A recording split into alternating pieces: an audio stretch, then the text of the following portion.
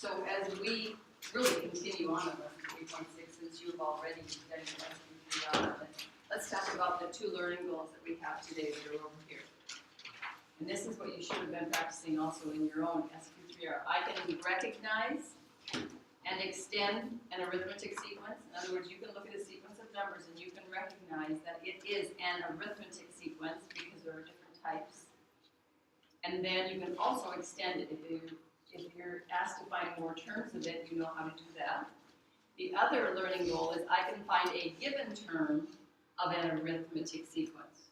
So in other words, if, I give you a sequence of numbers that is an arithmetic sequence, and I ask you to find the 100th term, I'm going to guess you're going to want to find the shortest possible method to finding that 100th term if I only give you, let's say, the first 5 terms of the sequence.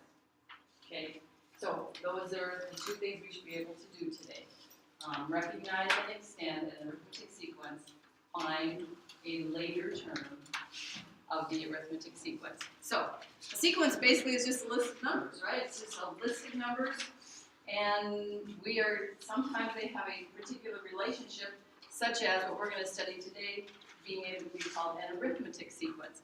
So, is the following an arithmetic sequence? Well, how are we going to find out? What does it have to have? What did you learn in your SQ3R?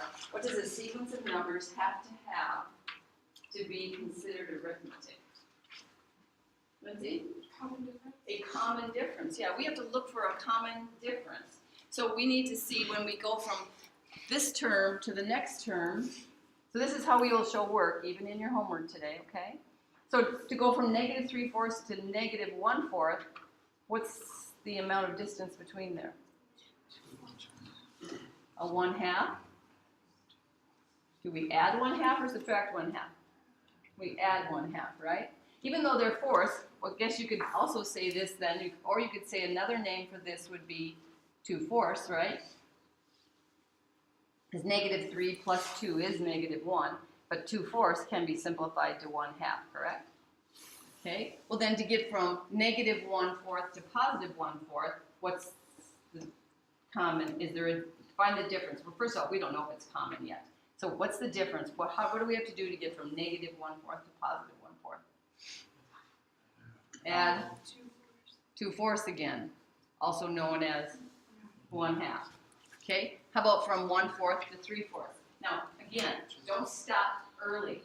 Go with how many they've given you and check them all out because it can stop abruptly. Okay, so from 1/4 to 3/4. How do we get from 1/4 to 3/4? Add 2/4. Okay, and so basically now we've run out of terms of our sequence, so we could say, feeling pretty confident this is an arithmetic sequence. So we would say is an arithmetic sequence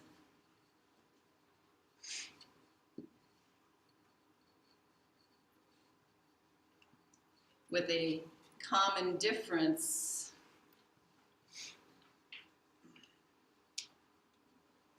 of, and instead of saying 2/4, we're going to simplify it to 1/2.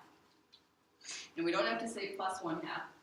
Because when we write 1/2, we're showing it's a positive 1/2.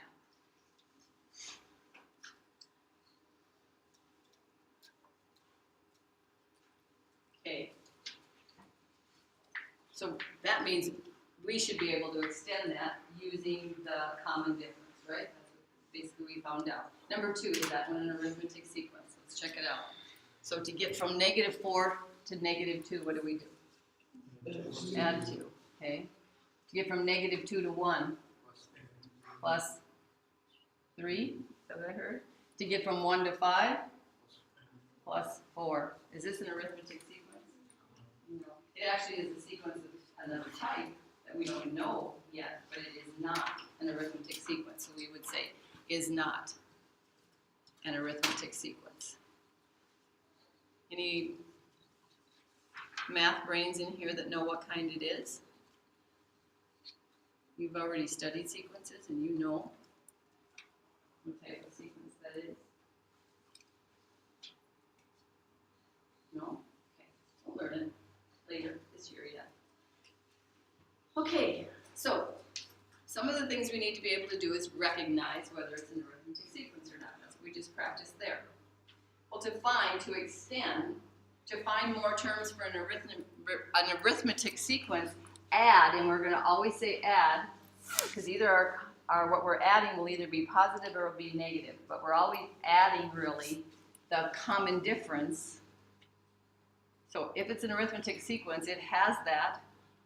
It has a common difference. That common difference would either be positive or it would be negative. We would add that, and what are we going to add it to? If we're looking for if we're going to extend it and we're looking for more terms, what are we going to add it to? The previous term.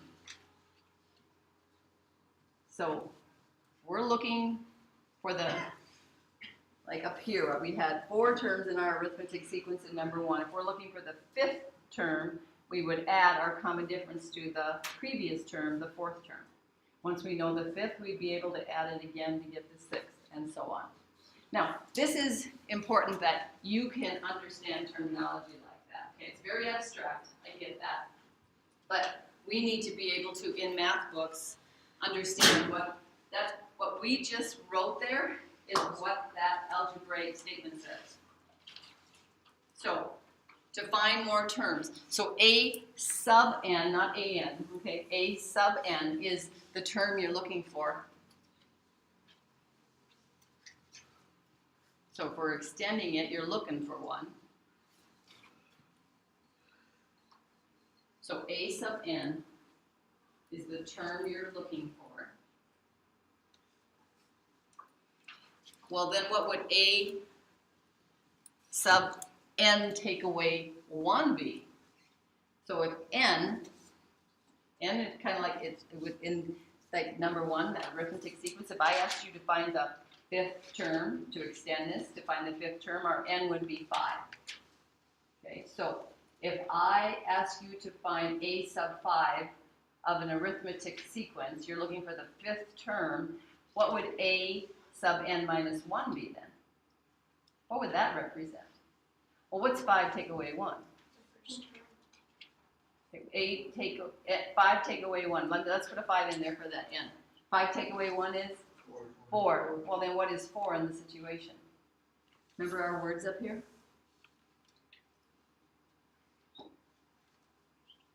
Add the common difference to the previous term, yeah. So this is telling us this is the previous term.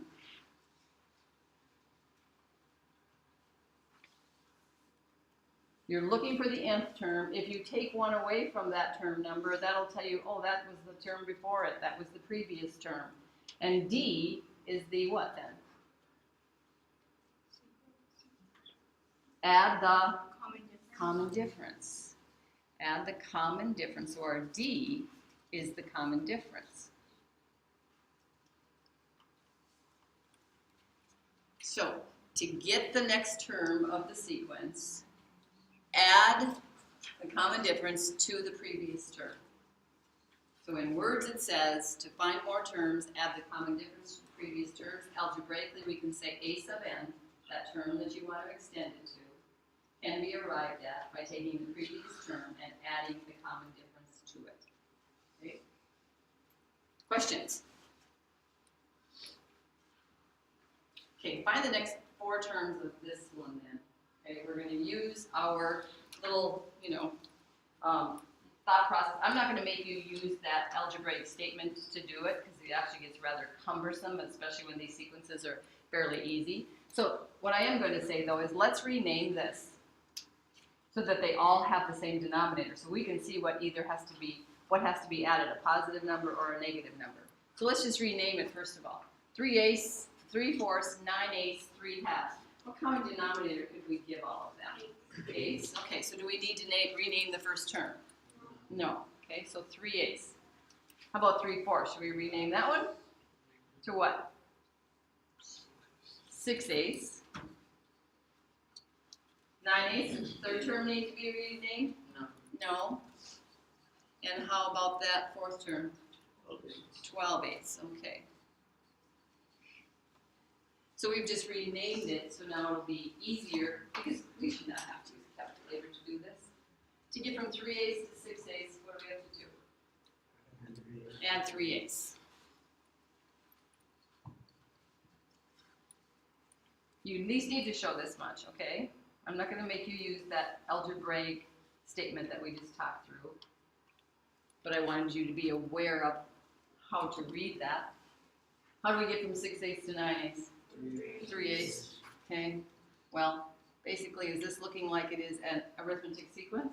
Yeah. So it's pretty safe to say we should be able to decide that our common difference D equals 3/8. And we don't have to have the plus there. We know that we just are always going to add our common difference, be it positive or be it negative. Okay. So now we're going to say, okay, to get the next 4 terms,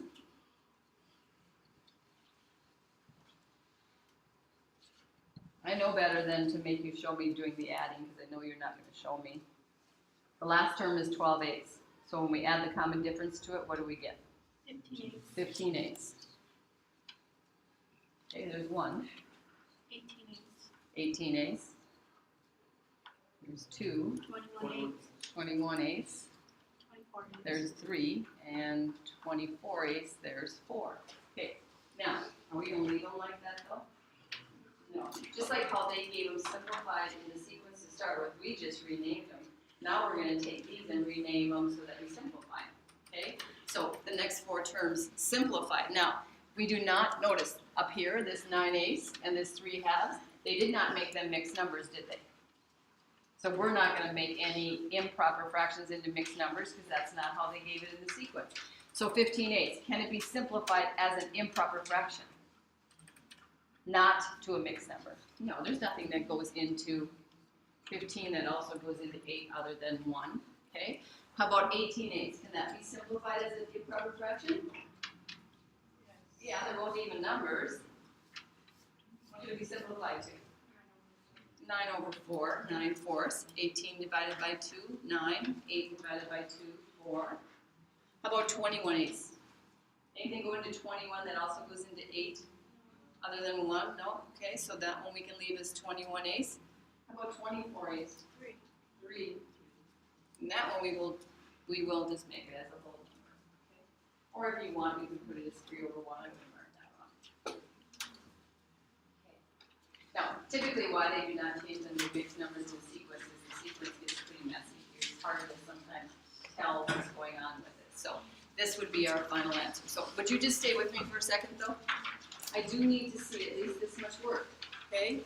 Finding the common difference, showing what the D value is, and then you can just do mental math to get the next term.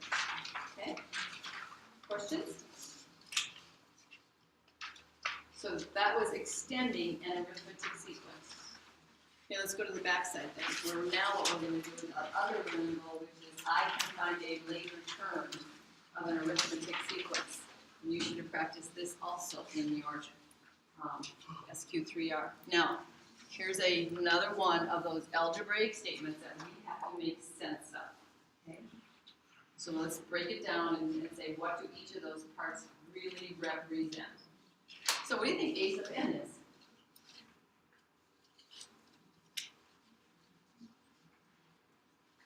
The term you're looking for. Absolutely, the term you're looking for. Just like it was in the other one. The term you're looking for. So if I ask you to find the 100th term, you'd be looking for A sub 100. If I ask you to find the 1000th term, you would be looking for A sub 1000. Okay, what do you suppose A sub 1 is? The what? Not the next term. Not the previous term. A sub 1. Okay, let's remember that sub was an n. What if we replace that n with a 1? So we replace the n with a 1. Remember, n is the term number. It's the first term, yeah. So A sub 1 is the first term.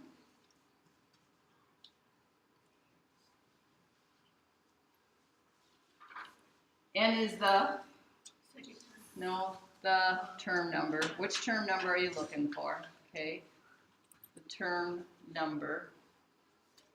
So what position does that number have in the sequence? Is it the first term? Is it the third term? Is it the 20th term? What term is it? Okay.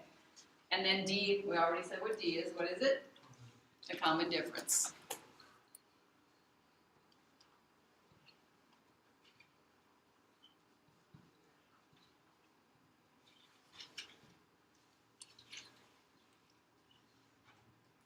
Okay, so let me give you this. Before we kind of like try to break that down, I want you to tell me how would you find the one. Well, that's kind of a long ways out there. What if I asked you to find the 10th term? Let's go back to the first page, this first one right here. If I asked you to find the 10th term of that one, in number 1, since we found out it is an arithmetic sequence, it has a common difference of 2/4, also known as 1/2. If I asked you to find the 10th term in that one, and you don't know how to use that fancy statement that they just gave there, what would you actually do? Multiply Would you multiply? Okay, what would you multiply? 10 times the vertical sequence, or the number down there. The common difference? Yeah. Okay. So you take 10 times the common difference. Okay. Why would you do that? Because what's the reason? Because then it shows you.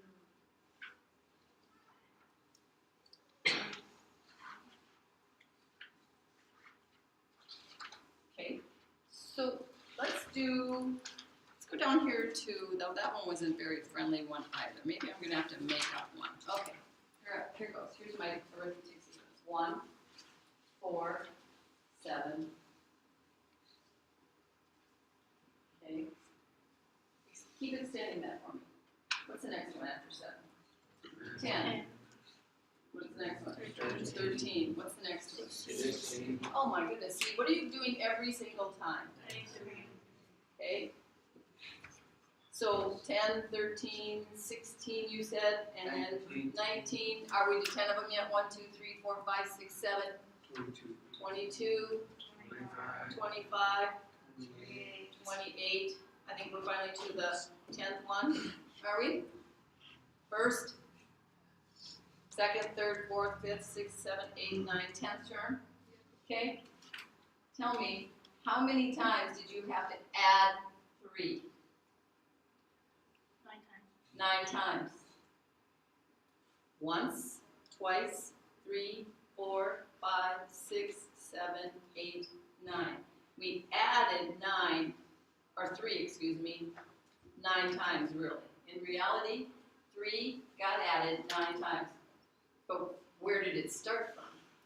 Did you add, so did we end up with the, 3 times 9 is 27. Did we end up with 27? Why did we end up with 28? Because it started at 1, didn't it?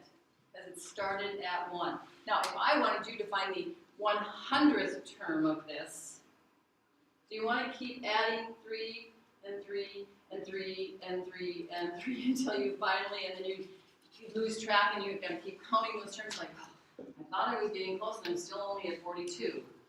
Okay? Wouldn't that be a laborious process? Lots of labor involved in paper and, you know. Okay? So if I want you to find the 100th term of this one, how many times would we add 3? 99 times, wouldn't we? And we would add it to, so 99 times we would add 3. Well, what's the shortcut for adding 3 99 times? Multiplying. And then whatever we got after we multiplied that, we'd have to do what with it? Go back and add it to our first term of 1, wouldn't we? Okay, so what is the 100th term of the sequence we have right here now? Go ahead, get your calculators. Let's use them. 99 times 3, unless you don't need to, I can do this in my head, but can you? 99 times 3 is? Benson? 297. 297. How'd you get that so fast, Benson? So 9 times 3 and 9 times 3 again. Okay, and then you just kind of line them up and add them into your head. Okay, anybody got another process that works in their head? Huh? 99 is how far from 100? What is it, Hayden? Multiply 100 by 3 and then subtract. Wait, Multiply 100 by 3, that's what I did. and then subtract And then subtract 3 because you went 1 too many 3 times. You went from 99 to 100. So you went 1 too many 3 times. So what is 99 times 3 without a calculator?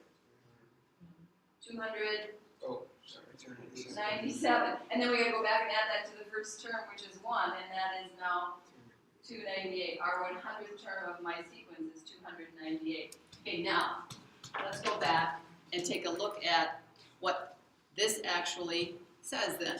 It says, to get the 100th term, Legrand, of your sequence, a sub 100, so if I want to get a sub 100, you don't need to necessarily write this in your notes, just stay with me because it might confuse you later. Take the first term, 1, and add to it, oh, well, what's this n minus 1 thing in here? Remember, what did we say n minus 1 is? The term number, n, take away 1, so my term is 100th term, take away 1 is the 99th then. So this is saying, take 99 and multiply it times your common difference of 3. Isn't that what we just did? Yeah. So it's just the shortcut for it. Okay, so let's go find the 60th term of that sequence.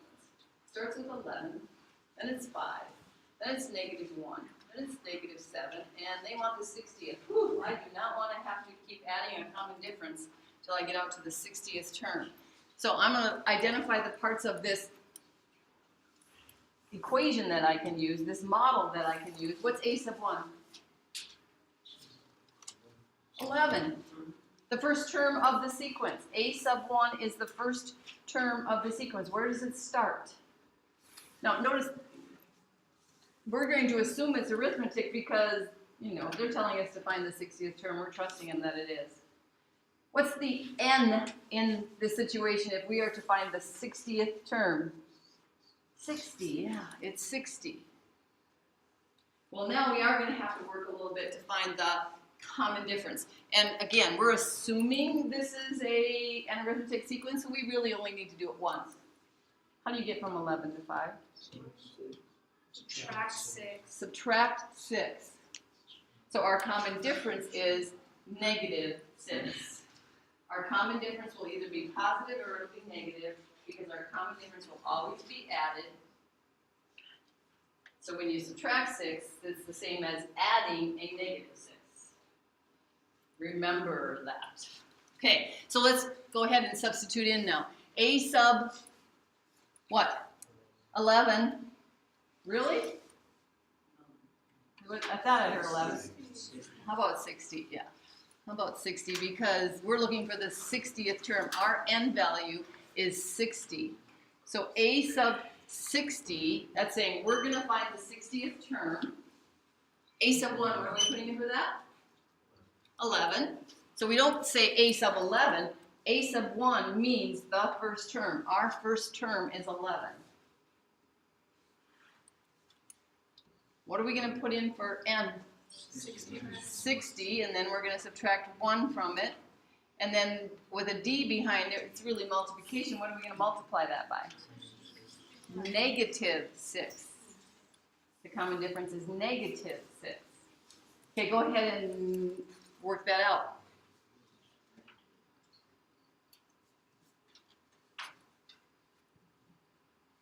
Oh, let's see if anybody can use a shortcut for multiplying in their head here.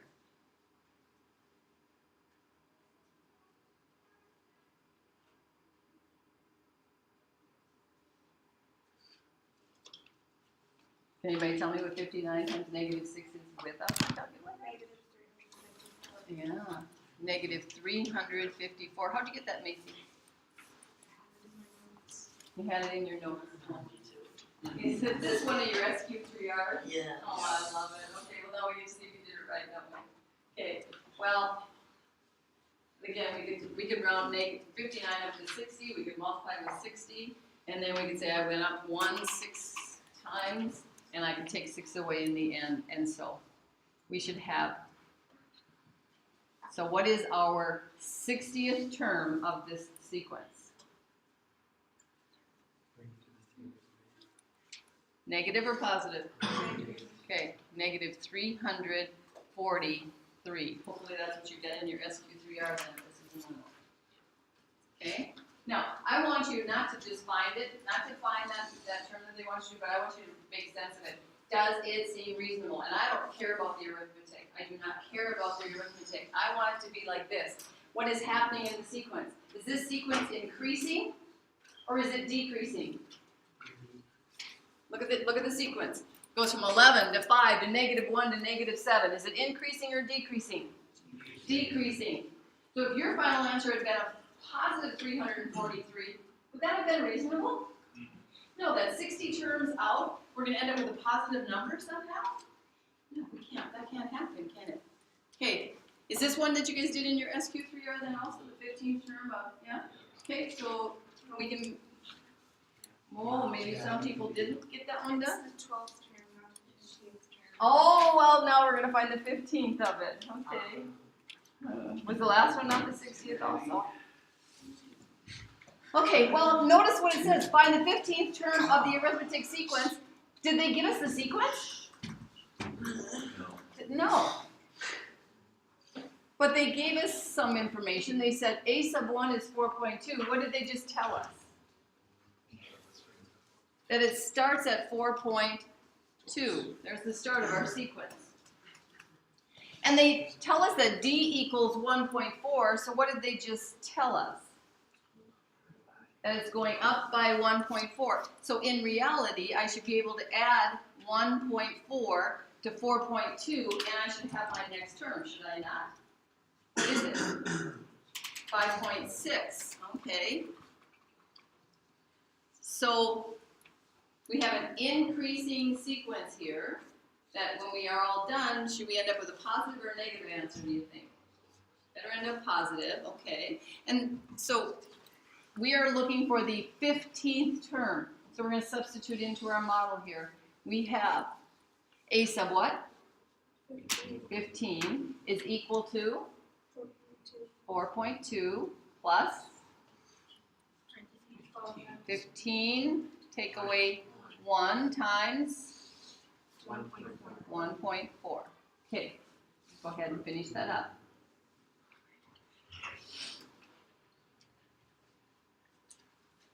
Make sure you can tell with decimal points from multiplication dots and all that good stuff. So you don't set yourself up for not being successful.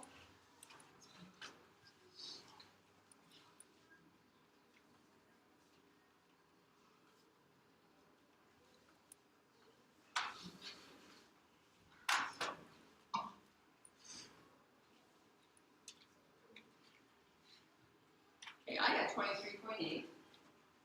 Feeling pretty confident about my answer because it wasn't going up by a whole lot. We didn't have to go real far down in the sequence to find a term, find a term. We only had to go up to the 15th one. Started at 4.2. I'm feeling like my answer is pretty reasonable. Did you get the same answer? I'm feeling really good about it then. Okay, now let's go do check it out problem number 3, which should be in your SQ3R already anyway. Let's make sure you did it right.